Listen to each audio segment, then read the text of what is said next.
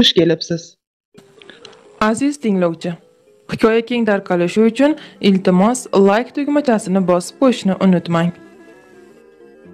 Soliha kelin. Jasur biznesmen yigit. Shahar markazida 4 ta savdo do'koni va sal chetroqda esa bitta qandolatchilik sexi bor. Sexda asosan har xil turdagi pechenye va tort mahsulotlari ishlab chiqariladi. To'g'ri, bu narsalarga erishishda uning dadasining roli katta. Chunki dadasi savdo sohasida 30 yil ishlab, obro' topganligi uchun bu ishlarni yo'lga qo'yishda ancha ko'maklashgan. Lekin baribir Jasurning tirishqoqligi, uddaburonligi bu sohada unga ko'p yutuqlar olib kelgandi.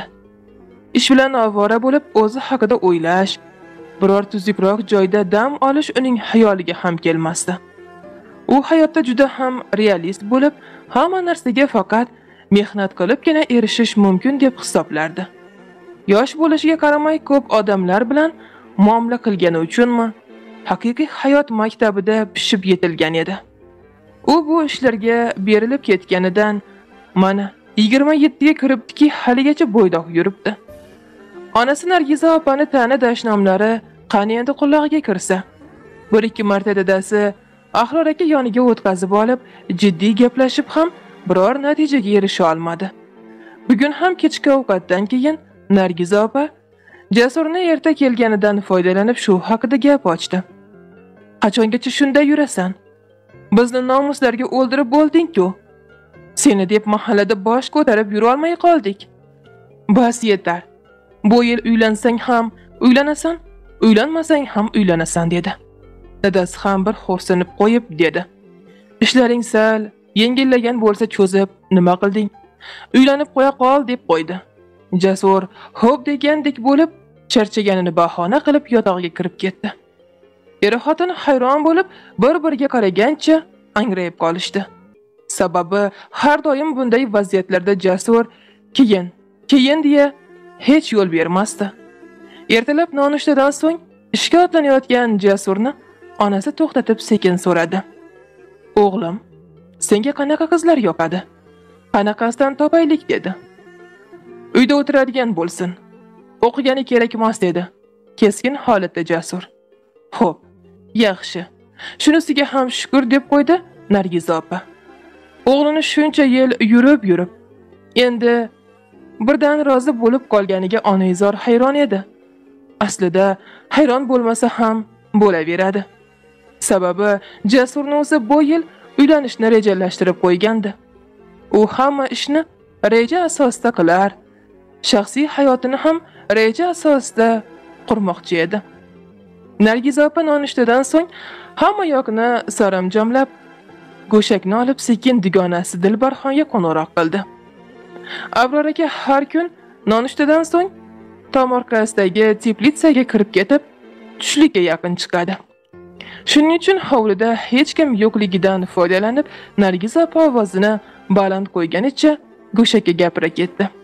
Alo, Dilbarxon, yaxshimisiz? Bormisiz dugonajon?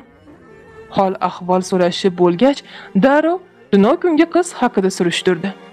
2 kun burun Nasibaxonni o'tirishida Dilbarxon maktabda birga ishlagan matematika o'qituvchisi Solijon domlani juda ham esli xushli qizi borligini aytgan edi. Qiz haqida, uning ota-onasi haqida yana surishtirib bo'lgach, ertagayoq o'sha yoqqa sovchilikka borishni ko'zladi.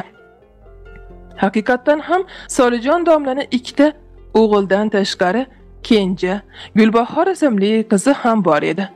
Gulbahor yoshlikdan juda kam suqum, aqlli, farosatli qiz bo'lib o'sdi. Chaqqon, sarishta qiz. Ro'zg'or ishlarini vaqtida bajarib qo'yib, Islom universitetida o'qiydigan katta akasi Qamariddindan diniy saboq ham olar edi. Namoz o'qishni-ku 11 yoshidan boshlagan edi. Bundan tashqari qo'shnisi Nodira opadan chevarchilikni ham o'rganar, chaqqonligi tufayli hammasiga bemalol ulgurar edi. Nodira opasi farzandsizligi tufayli erdan ajrashib kelgan. Katta hovlida onasi bilan birga yashaydi. Ko'ylakni yaxshi tikkanligidan mijozlari juda ko'p, lekin bir odati hech kimni shogirdlikka olmaydi. Sir jahilligidanmi, odam yoqtirmaydigan odati bor. Gulbahor kichikligidan ularnikiga chiqib yurganligidan unga sal mehri tushib qolgan edi. To'g'rirog'i bu qizni ko'nglini og'ritib qo'yishdan qo'rqardi. Sababi bu qiz qandaydir boshqacha edi. Garchi o'zi ko'tarib katta qilgan bo'lsa-da, bu iymonli qizcha oldida o'zini qandaydir ojiz his etardi. Gulbahor akalarni juda yaxshi ko'rar, ular aytgan chiziqdan umuman chiqmasdi. Akalari uni biror yerda o'qishiga ruxsat ham bermasliklarini bilgani uchunmi, ortiqcha orzu-havaslarga berilmas edi. Beg'ubor, xotirjam hayot kechirar edi. Uning bor go'zalligi shu o'rab turgan ro'moli ostiga yashiringan edi. Sovchilar qayta va qayta kelishavergach, Gulbahorning onasi sekin qizini qistovga oldi. "Qizim, nima deysan? Bu narsa har bir qizni boshida bor savdo. Rozimisan shu yigitga? Dadangga ham, akalaringga ham shular ma'qulga o'xshayapti", dedi. Qizi sal qizarinib, "Sizlar nima desalaringiz shu", dedi. Gulbahorning dadasi va akalariga quda tomonning kelin faqat uyda uy bekasi bo'lib o'tiradi degan so'zlari juda ma'qul kelgandi. Akalari singlisini hech narsaga zoriqtirmay uyda olib o'tiradigan haqiqiy yigit tarafdori edilar. Yigit va qizga faqat bir-birlarini suratlarinigina ko'rsatildi. Sababi Jasur uchun uylanishi kerak bo'lgan qizni husni malohati joyida bo'lib, xotin desa arzigudek bo'lsa bo'ldi edi. Uning ko'ngli nimani o'ylashi, fikrlashi umuman qiziqtirmas edi. Uning uchun xotin uyda ota-onasini va o'zini xizmatini qilib yursagina bo'ldi edi. U xotinni qattiqroq ushlash kerak deb hisoblardi. Shuning uchun uchrashib, ko'ngillashib yurmadi. Gulbahor esa tabiiyki bu holatda bunday uchrashuv talab qila olmasdi. Tomonlar bir-biriga ma'qul kelgach, to'y kunini belgilashmoqchi bo'lishdi. To'y kunini yozning o'rtalariga belgilashdi. Sababi to'yga Jasurning chet elda o'qiydigan Fatima Zuhra singillari ham yetib kelishlari kerak edi. Gulbahor Jasurning singillari haqida to'yga yaqin qolgandagina eshitdi. Eshitdi-yu negadir yuragi sal orqaga tortganday bo'ldi. Jasurning og'zi quloqda edi. U o'zini to'ydan ham ko'ra singillarini o'qishni yakunlab qaytayotganiga xursand edi. Singillari yoshligidan yaxshi o'qiy boshlagach, ularni o'qitib, biznes sohasiga tortish fikri paydo bo'ldi. Avvaliga Iqtisodiyot universitetida xalqaro biznes fakultetida o'qitdi.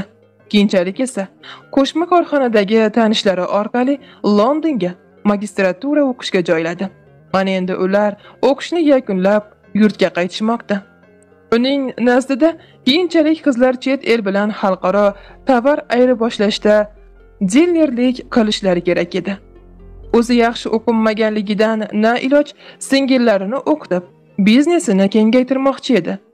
Qizlar kelishgach, to'y ham boshlanib ketdi. To'y yaqinlashgani sari Gulbahor o'yga toladigan bo'lib qoldi. Sababi to'y ko'ylagi haqida o'ylay boshladi. Zamonaviy kelin ko'ylak kiymasligi-ku aniq, lekin milliy libosda chiqishi ham noqulay. O'ylab kelin libosini o'zi tikmoqchi bo'ldi. Onasi bilan birga bozorga borib, oq, parcha guli bor mato olib kelib, o'ziga bejirim kelin ko'ylak tikdi. Igniga kiyib ko'rganda o'ziga juda yarashdi. Ortib qolgan qismini boshiga o'rab, qalin xarir ro'molni boshiga tashlagan edi, oyparchadek kelin bo'ldi qoldi. Ko'ngli xotirjam bo'lib, to'y kunini kuta boshladi. Mana shu kun ham keldi. Nikoh o'qib bo'lingach kechki payt katta to'yxonada bazm boshlandi. Jasur ham juda ochilib, chiroyli bo'lib ketgandi. Gulbahor o'tirganda ham, so'zga chiqib, tabriklashganda ham, hatto to'yxonaga kirib kelayotganda ham boshini yerdan ko'tarmadi. Egilib turdi. Kelinni ko'ramiz deb turgan ayollar kelinni yuzini ko'ra olmay dog'da qolishdi. Faqat to'y tugab, kelin kuyov chiqib ketayotganda bir ikkita ayollar chiday olmay kelinga yaqin borib, engashib, uni yuzini ko'rib oldilar. Gulbahor uyalganidan to'y davomida hatto Jasurga ham yaxshilab qaray olmadi. To'y tugab, uyga kelishdi. Gulbahor bismillohni aytib, yangi xonadonga qadam qo'ydi. Nargiza opa ham xursand bo'lib niyatiga yetdi. Har xil rasm-rusumlardan keyin kelin-kuyov yolg'iz qolishgach, Gulbahorni biroz qo'rquv bosdi. Jasur asta unga yaqinlashib, avval uni qo'lidan ushladi. Qo'lini o'ziga tortib olib, bilagiga tilla bilaguzuk soldi. Keyin esa o'zini asta tortib o'ziga qaratdi. Yaqinlashib birdan quchmoqchi bo'lganida Gulbahorni dimog'iga gup etib aroqnimi, konyaknimi hidi urildi. Gulbahor ne kutsa hamki bunaqasini kutmagandi. U yerga qaragancha qimir etmay qoldi. Tuni bilan Gulbahorni Jasurning qiynoqlarga chidashga to'g'ri keldi. Faqat tongga yaqingina Jasur charchab uxlab qolgach, Gulbahor o'rnidan asta turib, yuvinib, kiyimlarini almashtirdi. Tahorat olib kelib, namozini o'qidi. Shunday qilib, yangi xonadonda yangi hayot boshlanib ketdi. Gulbahor har kuni qorong'u saharda bir o'zi turib hovli supurar edi. Bir o'zi deganim, yangi kelinchaklik vaqtida kelin bilan kuyov birga turib hovli supuradi. Kuyov hech bo'lmasa kelinga qarab turadi deb eshitgandi. Bularda unday bo'lmadi. Jasur uyda, ichkarida bemalol pishillab uxlab yotar. Gulbahor esa xira-shirada shoshilmay Allohga istig'for aytib, hovlini supurar edi. Ertalab nonushtadan so'ng har kim o'z ishiga tarqalib, uyda qaynona kelin yolg'iz qolishar edi. Jasur 2 kundan beri yugurib yurib, Fatima Zuhrani tuzukroq ishga joylash bilan ovora edi. Hozircha qizlar sexda menejerlik qilishmoqda. Nargiza opani og'zi qulog'ida. Soliha kelinim bor deb har kimga maqtanadi. Bir hafta o'tmayoq har xil ayollar moda jurnalini Gulbahorni oldiga qalashtirib tashlab, yangi ko'ylak tiktirish bilan ovora bo'la boshlashdi. Fatima Zuhralar esa zamonaviy kiyimlar kiyishganligi uchun ko'ylakni faqat magazinlardan olishar edi. Umuman ular Gulbahorni unchalik mensishmasdi. Uni qandaydir qoloq qiz deb o'ylashardi. Gulbahor ularning kiyimlarini vaqtida yuvib, dazmollab qo'ygani uchun uni tergashga bahona topisha olishmasdi. Shunday bo'lsa-da, har gapida chimirilishib, kesatishga harakat qilishardi. Yana ular yoz bo'lgani uchunmi, uyda ham, ishda ham juda ochiq-sochiq kiyinib yurishardi.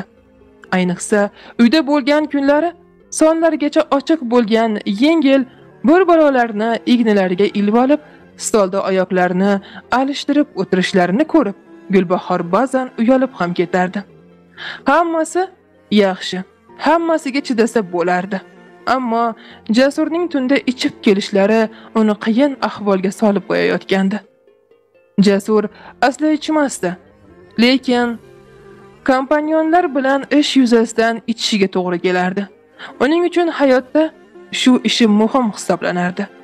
Gulbahor uchun eng yoqimli narsa tomorqadagi issiqxonada ishlash. Hozir yoz bo'lgani uchun uni usti ochiq. Qaynotasi Abror akaning gul ekib sotish bilan shug'ullanishi uning uchun ayni muddo edi. Sababi Gulbahor gullarni juda yaxshi ko'rardi.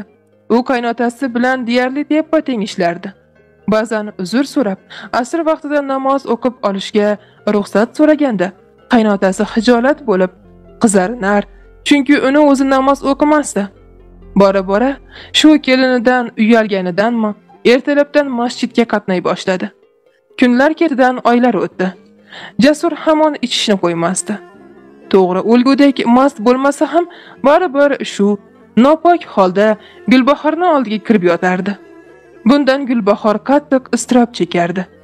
Eriga insof tilab, tuni kun ibodat qilsa hamki, bu narsa Jasurga zarracha ta'sir qilmasdi. Oylar ketidan yillar o'tdi. O'rtada farzand bo'lmagach, Gulbahorning kuni ta'na dashnomlar ostida o'tadigan bo'lib qoldi. Endi Jasur uni ochiqchasiga xo'rlay boshladi.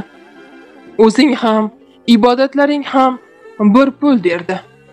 Bu holdan o'zi ham qattiq iztirob chekib, bir kuni mazasi qochib kasalxonaga tushib qoldi. Shundan keyingina bu uydagilarning ko'zi sal ochilganday bo'ldi. Chunki har kuni hamma yoqni muhayyo qilib qo'yadigan xizmatkor endi yo'q edi. Boshida 1-2 kun unchalik bilinmadi, lekin keyinchalik ochiqchasiga Gulbahorni qadri o'ta boshladi.